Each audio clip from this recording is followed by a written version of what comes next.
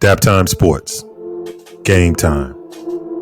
Full episodes can be found at Apple Podcasts, Spotify, or on our website at www.itsdaptime.com.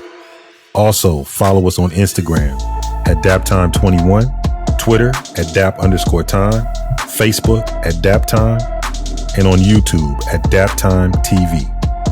Don't forget to like, share, and subscribe. Thank you for your continued support.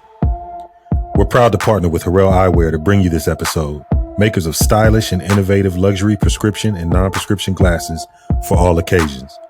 For more information, visit the partner link on our website or go directly to www.erroleyewear.com.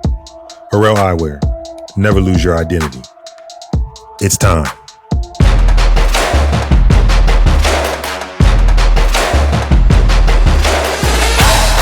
What up? What up? What's happening? Welcome back to another episode of Game Time. This is our conversation about sports and sports-related topics. I am AJ, also known as B-Dub, Bobby Westbrook, and as always, my co-host and commentator extraordinaire, the one and only world-renowned Big Dame, and keeping the needle on the record, dropping the groove on the one, in-house maestro Pete Nice, providing the soundtrack to today's conversation. We are delighted to welcome you back for another conversation. Today we're going to keep it all about the knuckles and the bottom wheel. Big Dame and I are going to jump into the ring. It's fight night, so let's jump right on into it. Lace them up. Big Dame, what's happening? What's going on, bro? What is happening? Well, I am about my bob and weave. I see. That. You gotta have a little, brother. Man, got my wiggle. It's been a while, but it's back, So all is well, man. All is well. Get that dirt off your shoulders, man. I gotta do it. Off your shoulder. I gotta do it. I heard that. Hey, man, I'm really glad we're jumping in and talking about the fight game. There's a lot happening, bunch of fights. It seems like you only hear about on the major networks and outlets the bigger fights. Errol, Spence, Tyson Fury. But there are a lot of fights coming up. You're hearing about major fighters, Joshua and others. But I wanted to just kind of get your take on, when you look at the lineup and you look at how many fights, there are a bunch of fights out. I mean, about 14 fights, 14 major fights at every class, going forward. We just saw recently the other weekend, some upsets on Top Rank. But when you look at what's in the lineup, what are you looking for? What are you excited about that's on the schedule? Man, it's a couple that I'm really excited for. The main one being the trilogy, Wilder, Fury 3, that hopefully we'll get somewhere around July. I think that's pretty much a done deal. I think the date may fluctuate a little bit, but that's going to happen. So $81 million buyout just was a bit too much for Tyson. That's a little, I may as well just fight you for that kind of money, So that whole scenario is atypical of boxing. Just the politics. There was so much in that deal that we don't know. Right. There was so much going on behind. So many smoke and mirrors were being shot out in that deal that that's boxing, man. So of the big fights, and there are let's name a few. You got Teofimo slated to fight later this year. I think probably arguably one of the top three most exciting fighters to watch right now on the rise, Teofimo Lopez. And I would agree. You've got Errol Spence slated to fight Pacquiao. I think that's around August. That's slated to happen as long as they can work out a few of the kinks and details.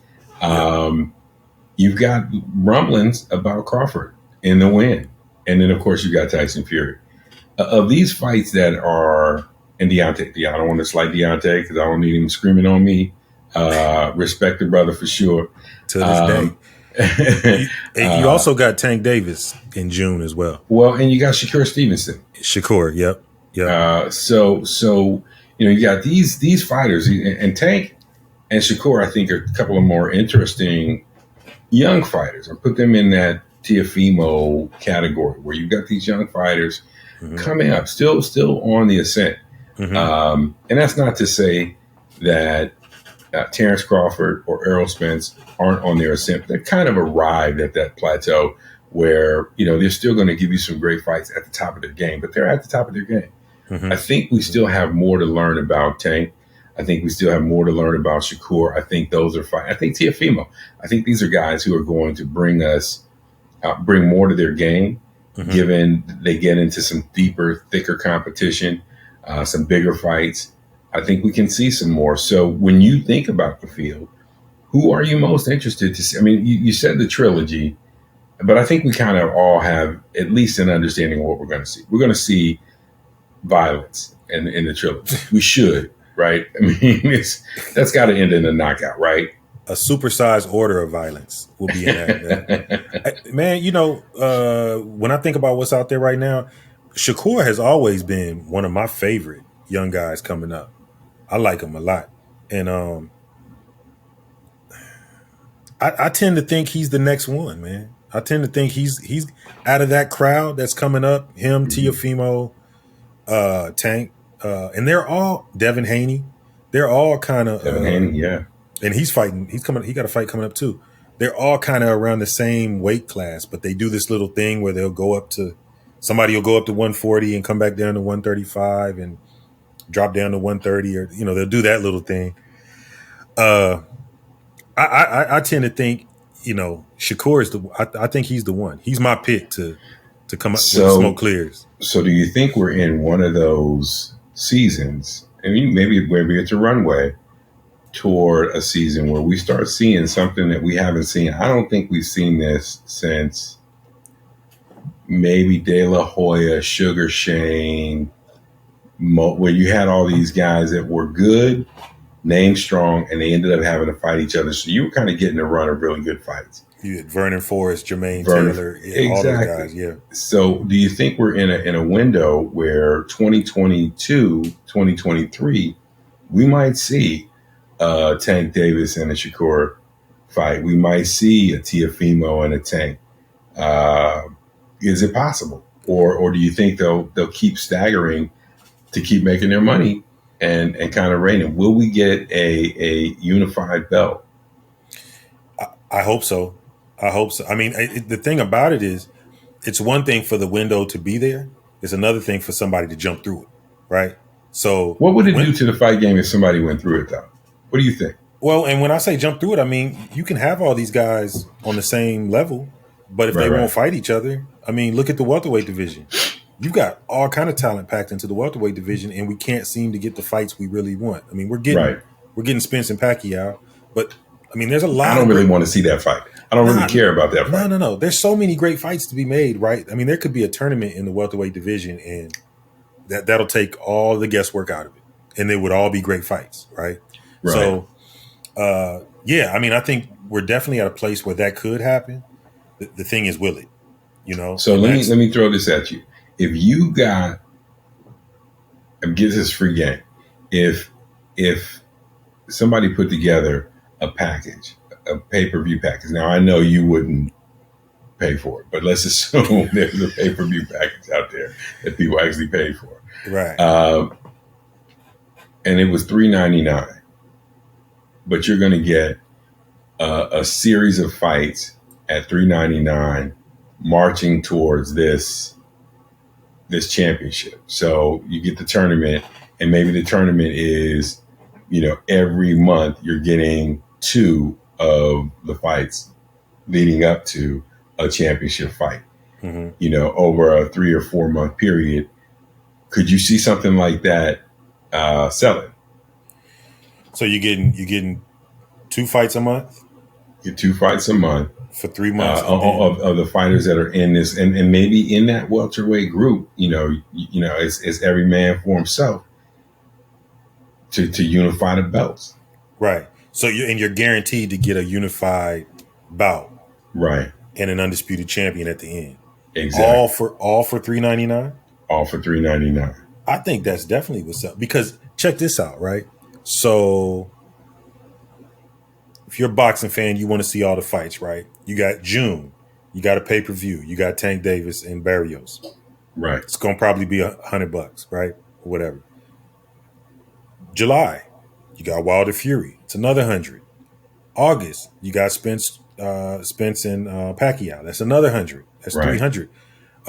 Haven't even mentioned this is Canelo. we haven't mentioned Canelo and we haven't mentioned Floyd. Floyd, even though it's an I don't care exhibition, about that fight. I don't either. But it's an I can't even exhibition. believe. I mean, come on, man. People are gonna buy it though, bro. People buy. There's fans that some people are gonna buy it to try to see Floyd get. They want to see Floyd get knocked out. Floyd fans are gonna buy it because they want to see him fight again. See, you know as well as I do. So That fight this is where I get a little bit Stephen A. Smithish. Mm-hmm. It's those fans that ruin the game. How they so? ruin the game because, man, I mean, you're paying for garbage. I agree.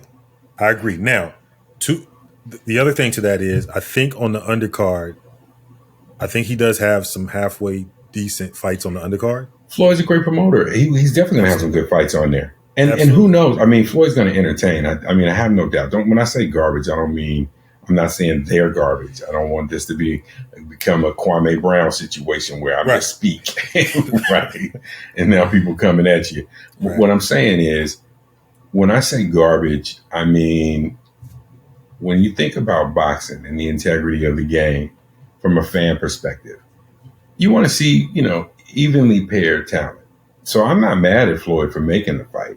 I'm just saying I don't see paying $100 to watch Floyd fight a dude who's not a real, in my opinion, not a boxer of his caliber. I agree with you. I wholeheartedly agree with you. My point is, if you're a fight fan, and there's a lot of them that are going to buy this fight. There are. I know. That's just a fact. So when I look at it, the point I'm making is there's 2 fights in June. There's a fight in July, a fight in August. Canelo's probably going to be back around maybe September, sometime in the fall. You got to almost get a second job just to pay for all these pay-per-view fights. Right. So if you tell me, to your point, if you tell me I got, here's $3.99 and boom, we got you, baby, I'd jump all over that if I was paying for fights. So I'm going to take you another notch, right? This is free game for whoever's out there and wants to do it. Okay. Wouldn't it make more sense for boxing to come up with its own channel and add it to the subscription package for cable providers? So now, think about it right now. If you add on the local sports pack, most of the time it's going to be an extra $5.99 for the basic local sports pack. If you add on the regional pack, that might be $9.99. By the time you finish adding things on, your package is $30 and stuff. You can't tell me that Top Rank can't get together with the other group and they can't come up with a fight pack that at $20 extra a month, people aren't paying for. So in theory, I love what you're saying. I love the numbers. It's affordable. I get to see fights. I love it, right? This is what I equate that to, though. Think back to the 90s music industry, right? Rap game. Death Row Records, Bad Boy Records, No Limit Records, Rap A Lot Records, right? I equate Boot on Your Neck Records. You left out Boot on Your Neck Records. Boot on Your Neck Records. Stick you up in the liquor store records. All of them, right? Sick With It Records. Let me not leave them out. But I equate that to getting all of those entities to sit at a table and work out a deal where we just going to put all our music in one forum and we'll charge an extra $9.99. And we know people will get it. We know people will subscribe to it. The issue is not whether it makes sense or not. The issue is who's going to take, how are we going to cut the pie? And nobody can agree on how to cut the pie. That's the issue with boxing, is I feel that's a great idea. But DAZN kind of has something like that they have with their, I guess it's an app or whatever, where they have all their fights on their own little network, right? And you pay, I think it's $9.99 a month, or it's $10 a month if you do it for a year, and it's a little more if you do it by month. But that's kind of where they're going with it. But can you imagine them and the other guys all getting together and saying, "Hey guys, let's just put it all in one pot and do it together." It's so territorial. It just wouldn't. I don't see it happening. Yeah, it's unfortunate. I mean, even if you, I mean, there are ways to do it. I mean, even if they wanted to keep their own, if Top Rank wanted to keep its own pie, the Top Rank channel, and the other guys got their own channel, whatever it is. But I'm just believing that, and you could even say, hey, because you get this, your price for the pay-per-view is just an extra $29.99 or $39.99 as opposed to $100. You're getting so much more than what you get in these one-offs, Right? Because you're getting their money every month. Right. So the months you don't have fights, these lulls, you're still getting their money. And if you got the rights and you get the rights to rebroadcast stuff, some of these great fights that people, I mean, it's a way to sell the value of your sport to your fan and to control that. That to me, and not now you throw in sponsorship and all this other stuff, and things that fans are really talking about as important. I mean, think about what boxing could do in cutting into the other majors if they went at it that way. I agree, bro. I think it's a gold mine in it. And I think that's why it's run the way it is. I think there are certain people who have leveraged the game to where they're getting a nice piece of the pie. Right. And they know that if they don't keep things exactly as it is, that their piece of the pie may change. You understand what I'm saying? So, and we get bigger. Right. But I would have to, it's that old school mentality, man. So the pie got bigger, but I once ate all of it. Now I got to share it. So even though my personal take is more, right, I still don't like the idea that I'm sharing. Instead of cutting off a slice here and a slice there, now I have to just partake of the slice that I'm given. It's not all my pizza no more. I sit down at the table with everybody else, and I get a slice, you get a slice, you get a slice, and we go around the table until we've all been evenly broken off, right? So some people don't like to do it like that, man. I'll cut the pie, and I'll give you, and I'll give you what I feel like you deserve. You know what I mean? It's a power play. I really think that's what it is, man. It's a power play. So yeah, man, but it's unfortunate because there's some great fights. I mean, I think back to the, we know the Hagler, Hearns, Sugar Ray, Roberto Duran, those days. Right. All those guys fought each other. That's what made that such a magical time in boxing. We have a chance to replicate that right now, and it's not being done. So I'll take you there. We say it's not being done. I think back to, Duran and Leonard 1 and 2. I think back to seeing Aaron Pryor, Alexis Arguello, guys like that.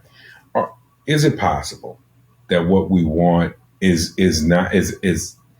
maybe we're getting some of what we're saying we want, but because we live in an age where, in the world today, if you want something, you open up an app and get it. Maybe it's the way the process is. We don't like that.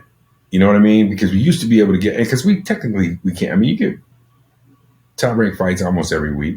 Right. You get some decent boxing on TV, but we want to see what we want to see when we want to see it. You can see so much on demand right now. Mm-hmm. So the fact that we might have to wait 6 months for the big fight, Errol Spence is going to fight Pacquiao.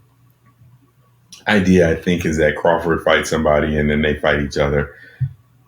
So maybe we don't see that fight till the spring. Mm-hmm. That's not that bad if we're getting good fights along the way. But right. I think, we're not satisfied waiting because we're used to having things in other parts of our life right now.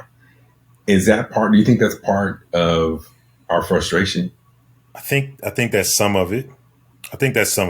We've grown more impatient as a society. I can buy that. But I think that at the same time, there's some proof in the pudding. And boxing does have a history of kind of either being a day late we got Floyd and Pacquiao, but I believe we got it 5 years later than we should have. Personally, I'm not saying it wouldn't have been I'm not saying it would have been a different outcome. I'm just saying there are those who would say that. There are those who would say, "Hey, there are," and it would have been. It would have been. Manny nice would have been a problem. I will tell you that I do think. I don't know if the outcome would have been different. No one does, right? And I would have been rooting for Floyd either way, and I did root for Floyd either way. Mm-hmm.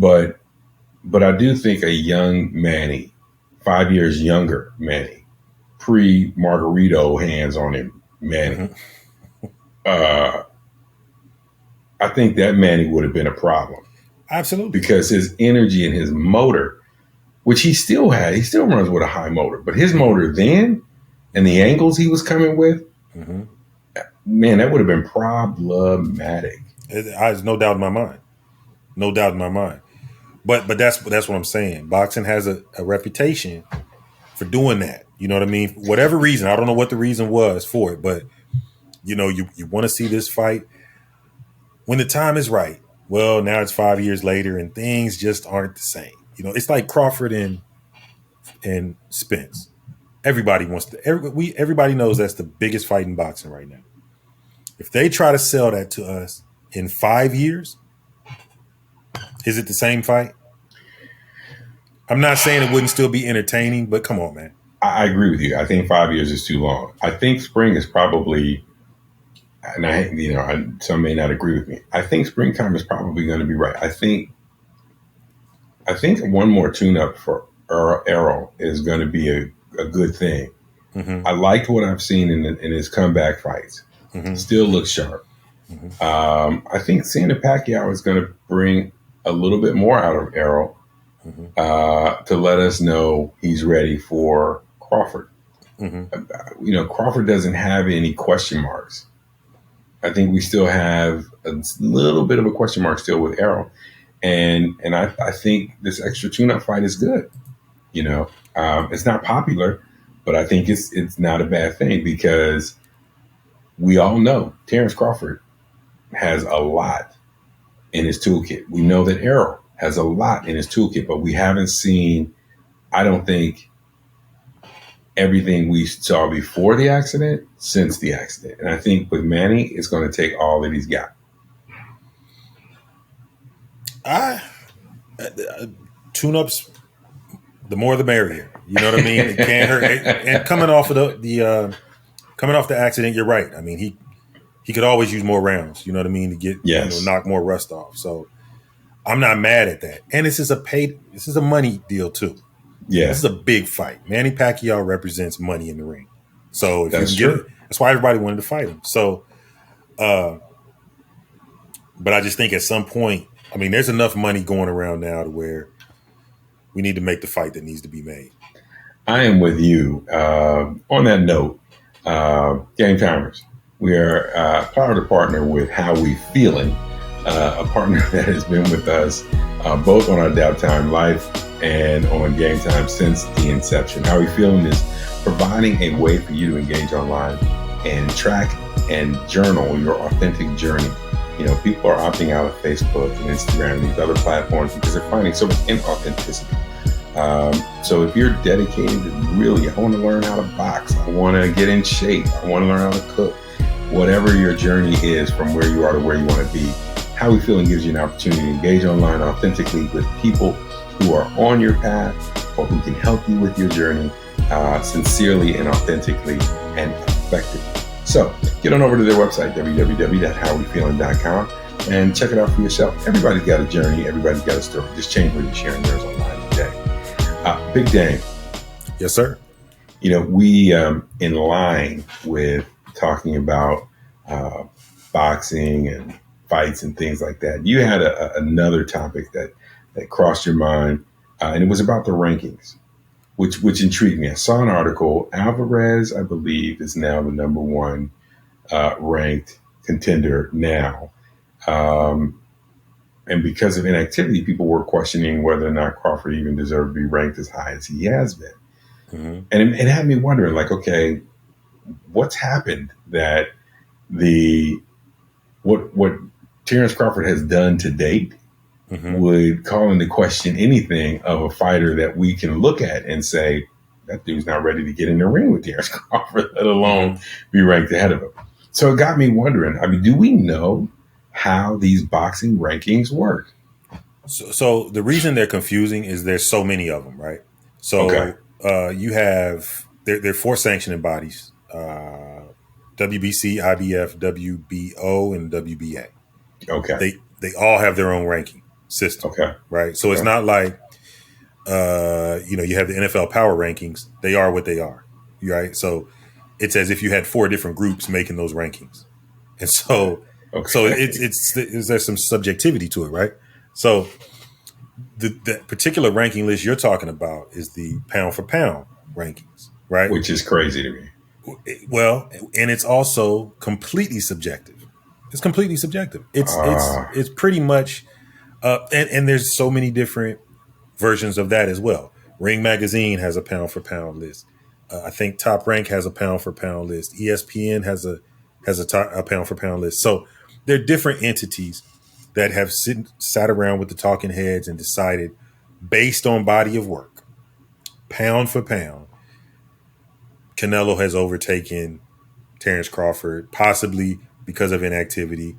Again, prisoners of the moment. It goes back to your argument that you always have. Prisoners of the moment. We just saw Canelo. I think Canelo has fought twice this year already. Right. Yeah. Or late last year, and then he just fought. Within the last year, he's fought twice. Yeah, easily. Terence hasn't fought since it's been a late while. Last year. It was late last year, right? Fall? Maybe around fall of last year, yeah.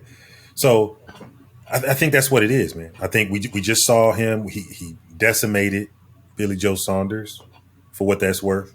I was about to say. For what that's worth. I mean, and so, and we haven't seen Crawford. We don't know when he's going to fight again. So that's what that is. That's talking heads is really all that is. So break down for me. Break down for me before you go there. Break down for me the pound for pound, so that I just get a real firm grasp of it. Because in my understanding, pound for pound is really, you're saying, look, regardless of weight class, right, you are the best at the game. You got the best skill set, best amount. Your tools are plentiful, and you can use them all extremely well. And that's been on display in the ring, and is reflected in your record. So whether you're featherweight or whether you're a heavyweight or super heavy, you are the best in the fight game. That's it. That's exactly what it is. That's exactly what it is. Yeah. And someone believes that Alvarez is better than Terence Crawford. Yeah. And everybody else in the fight game. Everybody else in the fight game. Yeah. So you could see how troubling that is for some of us. Yeah. Well, here's the thing, right? Because I think, don't these things factor in to how fighters end up getting ranked, to them getting big name fights, to their popularity and things like that? Or do you think that stuff is meant really for fodder? Just we'll throw this out in this chum in the water for people to chat about. It's not supposed to affect technically your ranking, like with the sanctioning bodies. Okay. But it does affect popularity. It affects narratives, which narratives are big in the boxing world as well, So, and the more popular you are, the more of a payday you can generate, right? So that's where it really can get you. I mean, you got Terence Crawford sitting at the pound for pound level. That can help boost his popularity to where maybe he can get a 50-50 fight out of Spence and not a 60-40. I mean, he wants 50-50, but shouldn't he get a 50-50? I think it should be a 50-50 fight. I'm still with what I heard Bob Arum say: do 40-40 and a 20. The other 20 goes in the purse to the winner. I agree with that. I take that. If you don't want to do 50-50, then go that route. If you're that confident that you'll win anyway, but that's just me.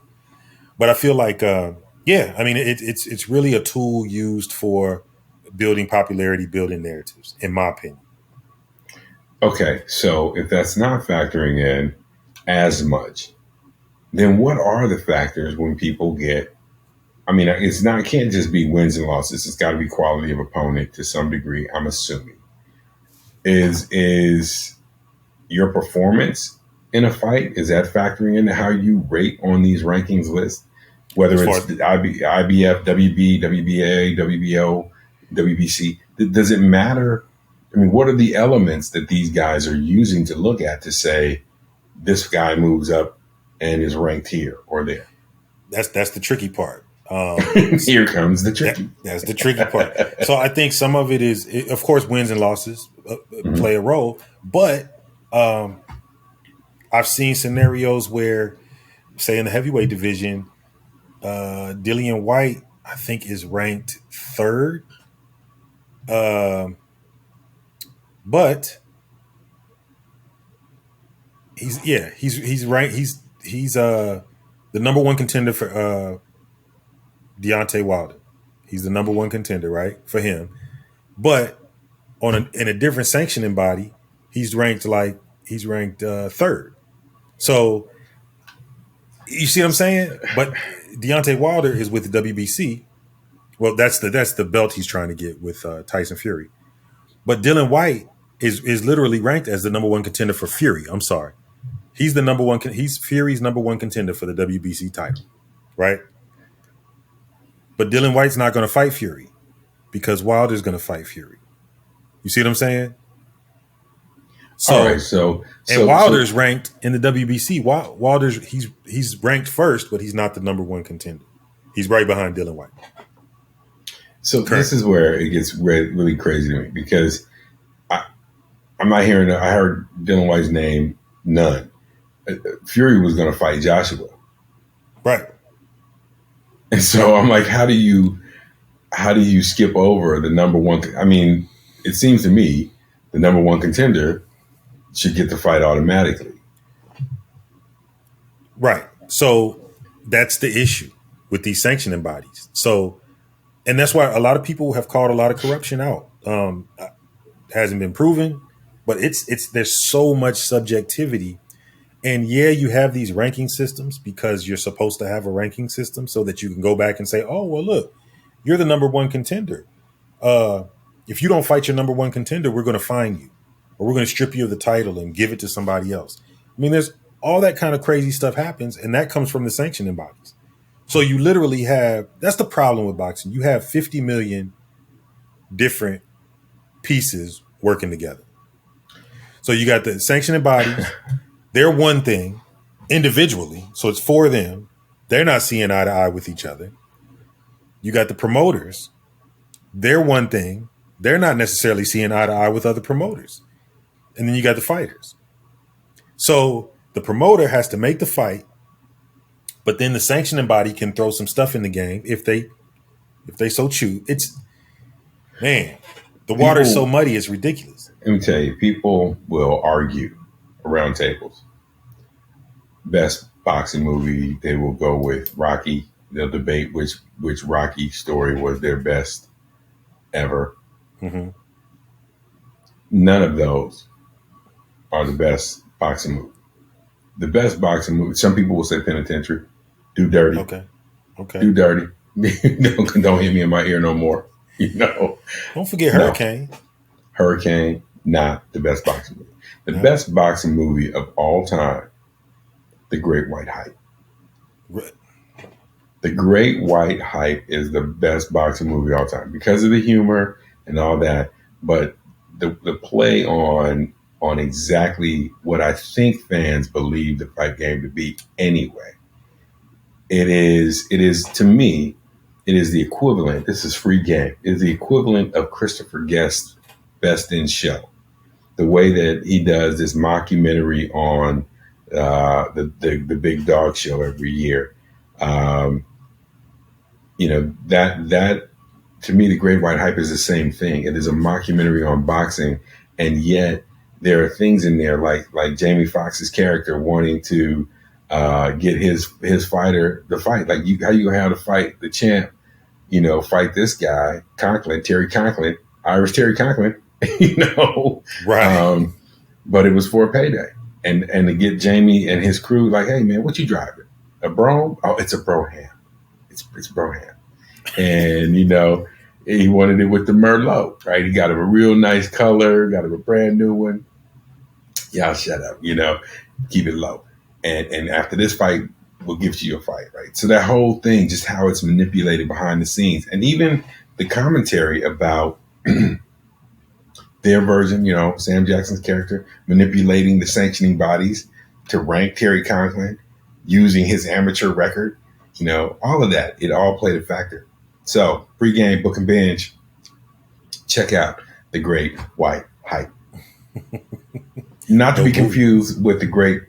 Now, I think James Earl Jones did The Great White Hope, where he played Jack Johnson. Also a great boxing movie. What's that about? Jerry Cooney? No. It's the Jack Johnson story. Oh! So they stole that for Jerry Cooney's nickname, because wasn't Jerry Cooney the Great White Hope? So I've heard. I think he was. My bad. He was. So then let me ask you this. As a fan, how should we view, because listen, I think fans, I do fantasy football every year. People pulling out their magazines or looking at the rankings of players, they're using that data and intelligence for fantasy boxing. How does a fan engage and use the rankings to follow not only the fighters that are at the top that they want to see, but to follow up and comers who, they like and they want to see move forward? How can the rankings be used effectively by a fan? This is going to sound very negative. I don't know that you can use them effectively. And when I say that, this is what I mean. I've watched, you can watch a lot of up and coming fighters. I watched Errol Spence coming up, He looked great. He looked great. He was on Premiere, right? He was on Premiere coming up. Yep. Right. PBC. Yep. So he looked great. I could tell then. I was like, he's the truth. You know what I mean? So he never popped in the rankings until he finally got his big shot. And when he got his big shot, and I think it was Kell Brook. He ended up getting a shot against Kell Brook. He went over to England. But that's the thing about it. So I watched something today, and quick story. I watched something today, and it was Bernard Hopkins was talking to Demetrius Andrade, who is a 168 pound fighter. He's kind of been calling Canelo out recently. Well, called him out after his last fight. And what Bernard Hopkins told him was, a closed mouth will never get fed. He's telling Demetrius Andrade, a closed mouth will never get fed. You've got to turn into a serial stalker. Wherever Canelo is, you need to show up. And you need to start talking. And he said, the thing about it is, if you represent a threat to a fighter, they're not going to come willingly knock on your door. Not when they can make all these other easy fights. It's a payday. Right. Once I lose, my stock goes down. I can't make the same money. That's what's really going on. So I can't make the same money now that I could make before I lost this fight. Deontay Wilder he's lucky because he's probably still going to make the same amount of money in this Fury fight because there's just so much controversy around it. But had he really lost fair and square, maybe he did, maybe he didn't. I don't know. They're saying there's some stuff out there. You kind of allude to the fact that he didn't. There's some stuff out there. I don't know. But put it like this, if that stuff wasn't out there and it's just he got knocked out, it'd be a tough road to hoe coming back. You know what I mean? And that's what he was telling him. And he's just like, the only way you make a fight happen like that, if you're a threat, is you have to get it to where the people are starting to call him out. Like, hey, Canelo, why you not? His own fans start saying, hey, go show him. What are you doing? Go, you know what I'm saying? Now, all of a sudden, you and your team have to say, okay, I guess we got to do it. That's the game that they're playing. So in the meanwhile, it's like, it's almost as if the rankings seem to be, because you could be ranked anywhere, even if you're the number one contender. If there's a big money fight that they want to make, right? They find ways to get you out of the way. It's not a problem. So that's why I say I don't think the rankings, I don't think they matter that much. I hope, so kind of going back to our suggestion about how they could address this, because I think part of the issue is that you want those at the top to stay on top. They want to stay on top as long as they can. You know, for the payday that it is, and for the marketing potential that it could be to the sport. And I mean, we're too far gone now. You can't. The train's left the station. I mean, it's $100 million in a bus for everything. Right. And at the same time, I think all these up and coming fighters, you get so much wear and tear and beat down on you that by the time you see some of these guys in fights you want to see them in, I mean, man, they may not be who they once were, right? Right. It's the Manny Floyd deal. Like, we saw Manny when he first hit the stage, the big stage, and it was like, who is this guy? Mm-hmm. He is a terror. He is a problem for whoever he's got to fight. By the time, Margarito finished with him, right? You know, or was it it was Marquez that actually knocked him out? Oh, Marquez knocked him out. Yeah. By the time Marquez got a hold of him, it was like, okay, out of gas, right. Out of gas. And then so I look at, I mean, even when I watch Top Rank, I'm seeing guys in Top Rank. I'm like, man, where's this guy going to go? But I have to tell myself, I'm not going to see this fighter for 2-3 years on the main stage. They're not going to get a big time fight because the people up at the top, Tank's not fighting him. If he's in Tank, Shakur's not fighting him. You know what I mean? I go back to my boy Chocolatito. I love Chocolatito when he was, and I think Chocolatito, I haven't seen Chocolatito fight in a year. I think he fought. It was late last year. I think. Yeah. Right. The last time I saw him, did he get beat? I think he did. Yeah. Bad. Yeah. He wasn't. It was a good fight. But he was lumped up. He was lumped up. He's a warrior. They all are. I got to paint the narrative for my man Chocolatito. I love Chocolatito. I mean, that's what I'm saying. But you're not hearing his name like you were, and that's my thing. Is like because of all the dues you pay, it's like by the time you are ready for that big payday fight, that huge one, the risk and stakes are so high, and that guy, now they're ready to replace him with Babyface. Right. You know what I mean? So the rankings, to me, it's unfortunate you can't use them as a way to kind of see, who should I be looking? Who should I be watching? When are they going to fight? I would love to see something like that as an instrument. When you looked at, and this is the last question for this segment, but when you looked at the rankings, was there anyone that you felt like, if I were going to lean on one of these, this is probably closest to what I think the fans really, the fan sentiment about the sport and about these fighters? So, okay, if I look at, like, say, The Ring magazine has a ranking. Their heavyweight ranking is the top 4 look like this. Of course, Tyson Fury. Right under him, Anthony Joshua. Right under him, Deontay Wilder. If I were looking at that ranking, that would make sense to me. As a fan, if I'm looking to see what's going on in the heavyweight division, I'd say, okay, yeah, those 3 guys, okay, that looks about right. Okay, so that's one that, and it's got the 3 players that you want to see, right?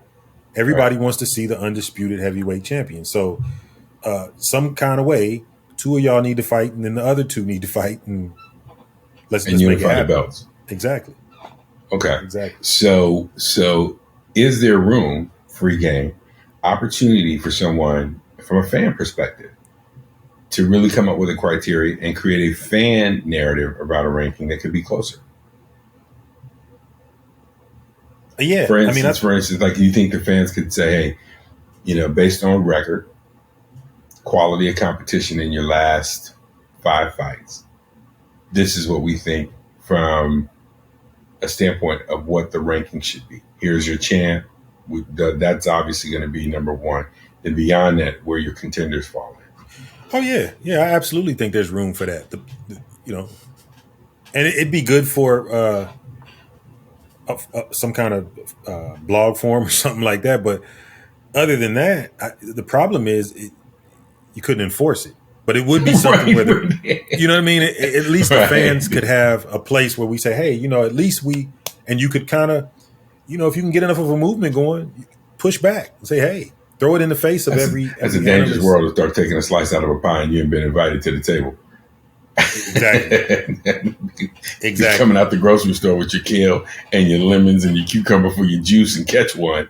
Right. Or you watching the fight and all of a sudden your cable just go out and you went, what? I know I paid the bill. So No doubt. Listen, no matter what, game timers, whenever you are out and about, one thing we know for sure is you don't want to be funky. Luckily, as we have said about all of our partners, the DAPTIME has been a partner of ours from the very beginning. Samira Jacobs is doing amazing things. We keep telling you with her bath and beauty products. So I encourage you to get on over to their website, www.theaptime.com, and take advantage of their catalog. Everything's under $10. Amazing bath bombs if you're one who likes to soak in the tub, get out feeling and smelling fresh and clean, or if you're someone who wants to take a shower and you just want something a little different, her body scrubs are phenomenal. So take a look at their website, DAPTIME, www.theaptime.com, and support them today. Buy something, not just 1, 3, 4, 5 products. Get something for your family. I guarantee you will not be disappointed. DAPTIME 2R1. Big Dame, in the main event tonight, you brought to my attention this whole thing with Manny Pacquiao and Errol Spence. One of the questions is about PED testing before the fight. Performance enhancement drugs. A question that has been surrounding Manny in the past. I think it really came to light with Floyd. Floyd was concerned about some measures he may be taking to improve his performance prior to the fight and being able to beat the system, beat test. So he wanted to do Olympic-style testing leading up to that fight, which was, I think, it derailed the fight the first time they were going to fight. Now Errol, I think, has some requests he wants to make of Manny around testing with their security measures, because Manny is a government figure. I think he's a senator in the Philippines. Mm-hmm. So there's security issues around that.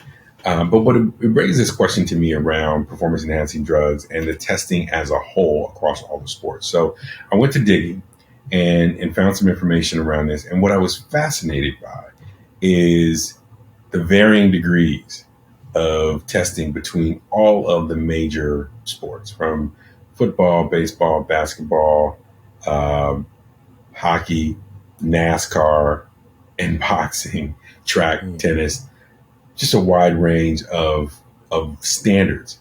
What was also interesting to me is that in almost all of them, during their primary season, every athlete is tested during the season at least once. Mm-hmm. However, in the world of NASCAR, tennis, and boxing, there are some variations that allow for wiggle room. Mm-hmm. So it got me thinking, this whole thing with PEDs, do you think it's overstated, overregulated? Because typically they're testing for anabolic steroids, androgenic, estrogen reducing drugs, hormones, blood, doping. And then in a few leagues, they also test for illegal narcotics, PCP, LSD, marijuana, cocaine. Right. Mm-hmm. But do you think that we know enough to really regulate this in the way that it's been done heretofore? I don't know that I think we know enough. I think we have to specify what it is we're trying to accomplish with the whole PED thing, right?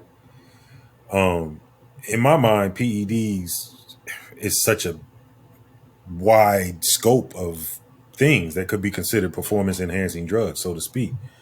So I think it needs to be specify exactly what it is we're trying to accomplish. Are we trying to keep people from taking steroids? Or are we trying to keep people from having a perceived advantage? Mm-hmm. If so, how are they achieving that advantage? Because the thing is with so a lot of people think, some people think that steroids just make you big, huge, and strong, out of this world. And to my knowledge, that's not the case.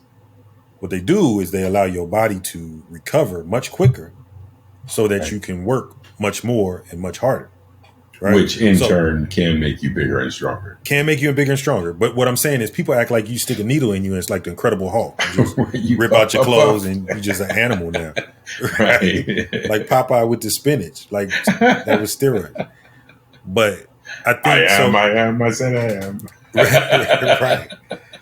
So there's two ways to look at it, right? So I agree with you. It does give you are at a disadvantage if you're not using said drug, right? Because you have to do a workout today, and then I have to give my body tomorrow to recover and then go back the next day. Whereas you, Mr. Steroid Man, you worked out this morning and you're going back this evening and right. You're working out tomorrow. You know what I mean? Over a year's time, you done got a lot more work in than me. So yes, I agree with that's unfair, but there's so many other things that could be, I mean, so I know with track and field, at least at one time, Sis ran for Nike for a bit. Mm-hmm. And this was years ago. This was probably close to 20 years ago. But she had to be subject to testing. And the way it worked, whenever they called you, if you came up in the lottery or whatever. Now, also, track and field is at one time, and probably still is, was a hotbed for PEDs, right? There was a lot of investigations going on. Marion Jones and many others. So at the time, if your number came up or whatever, you got a call, they needed to be able to reach out and touch you within a certain amount of time. I mean, 30 minutes, an hour, something like that. I think it's still that way. Yeah, okay. So I know you couldn't be out of pocket. Couldn't be like, oh, I'm out of the country. I'll be back next week. Can we just reschedule? No. Where are you at? We'll be there immediately. You know what I mean? And I understand why they were doing that. But she had a list of things that would flag on a test. I mean, stuff like it was certain cold medicines that she couldn't take. It was certain because it would flag as something else. You know what I mean? So I think we can go too far as well, I guess is the point I'm making. I think that's my concern is that I think when you're down to the point where these athletes put themselves through a grind to get there, right? For some of them, you're up at dark 30, getting a run in at the track. You're home, smash some breakfast, let your body recover for a few hours, and you're back for an afternoon workout. And, you're at the gym, you're on the field, you're doing your work. And that might be a 2-3 hour workout. You're home, lunch, relax, little snack, maybe a light supper, rest. You're back out at it again in the evening, doing some weight training, and then you're home for the evening and try to recover to go do that all again. You catch a cold and you want to take an over-the-counter antihistamine, you run the risk of now something coming up because they can't regulate out in the testing to distinguish between Tylenol extra strength cold plus and a steroid or some other performance enhancing drug. That's where I think it's problematic. If you can't regulate it well, if you can't test for it well, then, think about the damage. Because that person can't take cold medicine, they take something else. I mean, unless you're providing the alternative, and it's possible, right? It's possible that they've got, the alternative there. Oh, well, you can't take Tylenol, but you can take, Alka-Seltzer. Maybe, right? But I don't know that that's the case either. I mean, because usually these medicines are using the same ingredients. It's just a different label. So my concern is that we're trying to legislate something. And when you look at the penalties, they also vary, right? NFL, you lose 4 games right off the bat. Second offense, you lose 8. Third offense, you lose a season. And they're hitting your pockets each time. NBA is a little bit more lenient. Baseball's 50 games. Second offense, whole season. They all seem to be willing to forgive over time and let you back in. But they're, at the end of the day, you're losing money. Right. And so I think some would say, okay, the onus is on the player to know what's at stake. But I'm saying the legislative bodies can't necessarily regulate. We talked, I think, maybe 3 or 4 episodes ago when we were talking about Josh Gordon. Josh Gordon got flagged, name smeared in the paper. Fans don't know what's up, but he missed the test because he was on vacation, and they called, like they did in track. They called to say, "Hey, we want to schedule a test," and they didn't know he was going to be traveling, so he couldn't be there within the 2-hour time frame that they scheduled. So he misses a test. Oh, missed the test. That means all of a sudden, Right. you know, you broke the policy, violated policy. So the press release doesn't say, "Hey, Josh was out of the country at a time that it's random. So how do you know when they're going to call?" Right. And because of it, unfortunately, these are our rules. Or because of it, we're not going to enforce it now. The discretion is there, but they don't use it, right? So that's my concern. Like there are these gaps in what I think needs to be in place to legislate it. I don't know where we go. Yeah.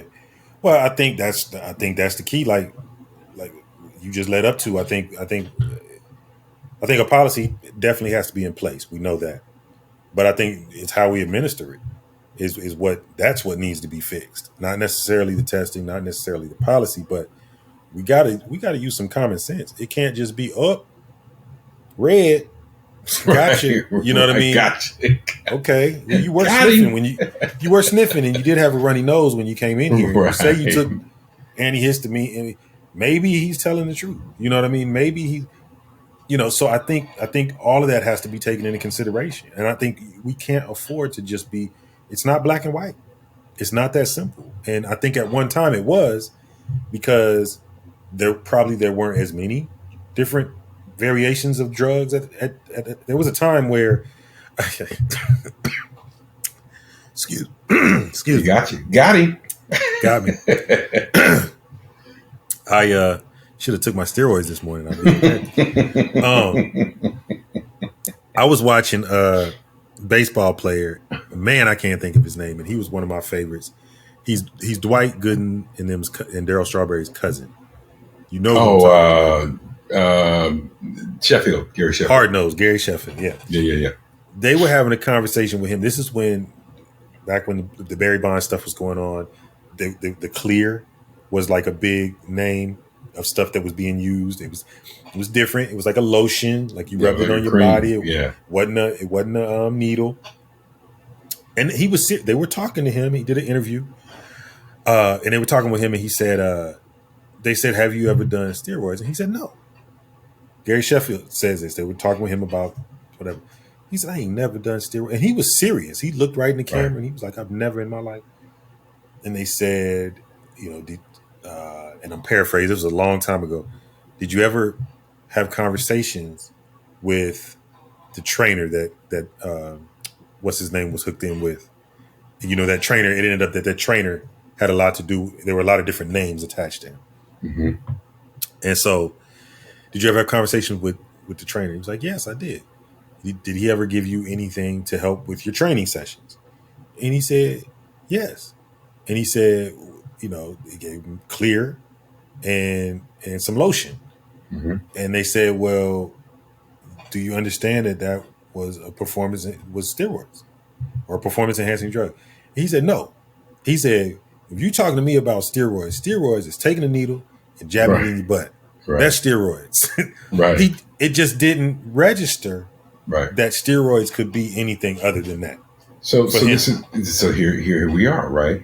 And I'm assuming anybody who's ever played anything, we've all had some steroidal cream. Hydrocortisone is a steroidal cream. I mean, you know what I'm saying? Like at the end, that's where I think we go so far as to label things without informing or educating. So you got this whole slew of reporters who right now are not going to vote Barry Bonds. I will never vote Barry Bonds in the Hall of Fame, which I think not voting Pete Rose or Barry Bonds or Roger Clemens in the Hall of Fame is asinine, because what they did on the field is worthy of being in the Hall of Fame. But if all you can link Barry Bonds to is the cream he was using to help with his recovery that had a steroidal agent in it, how can you justify that a guy who has maybe a tenth of the cartilage left in his knee that he needs to get around can't get pain relief to do the job that kids and parents are paying for, that the league and league owners are banking on, that advertisers are paying gazillions of dollars for, so that he can go out and do his job well? That's where I'm lost. That's where, to me, it's like you can't have it both ways. I want you to do these amazing feats because the profits are astronomical, but I don't want you to relieve yourself of pain. I'd rather you be whining and writhing on the floor after a game and telling me you can't play back to back because I really can't stand up right now. No, not. It's hard for me to stand up. I cannot stand up right now. I'll tell you what's even more perplexing to me. So, to your Hall of Fame issue, the writers won't vote for him. Why? Let's get to the root of the issue. He cheated, right? That's what they'll Right. say. That's what they'll say. Right. It's not necessarily because he took an illegal substance, because drugs are illegal, DUI is illegal. Plenty of people Right. have had those issues, and they've come back from it. But Beating your spouse is illegal. That's illegal. But people come back from it. But he cheated. That's their issue. That's the issue with him, Roger Clemens, all these guys. He cheated the game. He sullied the game by cheating. The Houston Astros were found of cheating a couple years ago. So does that mean that anybody that was associated with that organization is now null and void? They cannot go into the Hall of Fame because they cheated as a unit, not one person. As an organization, they cheated. Like it was. That's like the RICO Act. It's like conspiracy. You know what I mean? So, but they'll be voted in. People will be voted in from there. What's the difference? You see what I'm saying? In my opinion, what's the difference? You know, that's the part that makes the PED conversation to me an intriguing one, and I definitely don't think it's the last time that we'll visit it because I think the issues around it. I think what's lumped into it. That's what was fascinating to me. Marijuana is on the PED list. So is cocaine. So is I don't know how LSD is on P. I don't know what that enhances in your performance to be on that kind of. But whatever, PCP. It's all on there. Right. No, I'm not looking for the answer. Right. But I definitely think it's a conversation where we visit. Big damn great time for us to segue right on into the championship rounds where you drop another Dame's nugget of affirmation. What do you have for us in this week's championship round? Man, this is just a simple one I ran across. Don't even know who said it. Championship rounds is all about the rounds when the fight is the hottest as it's going to be, and you really need to dig down deep in your gut. You need to find a way to move forward at all costs. That's what the championship rounds are all about, right? This week, I saw this quote and it was perfect. Speaks to what a championship round is, and it says, "Don't look back. You're not going that way." Very simple. Very simply put. Oftentimes, every day we get up, we are dealing with baggage of some sort. Because you didn't process everything from yesterday. You didn't process everything from last year. You didn't process everything from your childhood, from your last marriage, whatever, right? The problem is all of that stuff is behind you. Yes, you have to deal with it. Yes, you have to process it. Seek therapy if need be. Whatever you need to do. But at the same time, if you wake up this morning, you're still here today. That means you have to move forward. And while you're moving forward, you cannot be looking in your rearview mirror. It's impossible to do. So yeah, don't look back. You're not going that way. When the chips get down, remember you are not going backwards. So you cannot be focused on what's behind you. Deal with what's behind you, but focus on your future and take another step, and you'll get there. Yo, fire! Nice one, Big Dame. Thank you very much for that nugget of wisdom. Don't look back. Sure. You're not going away. That's nice and simple. I'm gonna keep that one. I might make that a bumper sticker, buddy. I won't put a bumper sticker on my car ever. But, I was wondering. but I appreciate that, man. And as always, the conversation insightful, and value. Pete Nice, thank you for always cutting on the break. But the three of us, most importantly, thank you for tuning in to another episode of Game Time and for this conversation. Listen, if you haven't done so, as Big Dan told you at the outset, be sure before you leave, hit that subscribe button and that notification bell if you're catching us on YouTube. But you can also catch us on our Apple Podcasts and Spotify, or anywhere that you're listening to Spotify or listen to audio podcasts. If you haven't done so, get on over to our website, drop us an email, and subscribe to us there too. Big Dan and I are letting you know about things that may be going on outside of the show and ways to connect with us as well. We'd love to hear from you, hear your thoughts on our conversations or ideas for conversations you'd love us to have. We can be reached on social media on Instagram at DAPTIME21, on Facebook at DAPTIME, or on Twitter at DAP_time. Whatever you do, be sure you do it not alone. Bring along 10 of your friends. Make this a conversation you share with those around you, trying to make the world a better place. We'll leave you as we always do when you wake up in the morning. You look in the mirror, there is your competition. We out. Peace.